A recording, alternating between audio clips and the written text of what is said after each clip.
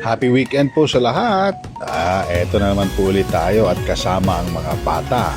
Siyempre, gala din pag mag-time, no?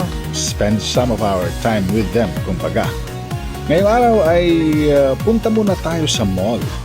Isa sa dahilan ay dahil nasira ang cellphone ni Ate Lian.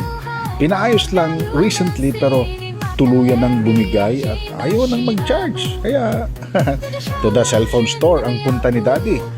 Pumili lang ng pinaka-affordable kasi wala sa budget pero pwede na. Tecno lang muna ate ha.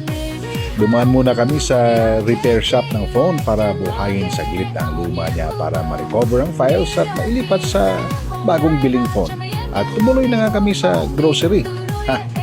Kumuha ng, bread. Dalawa pa. Sige, happy weekend everyone!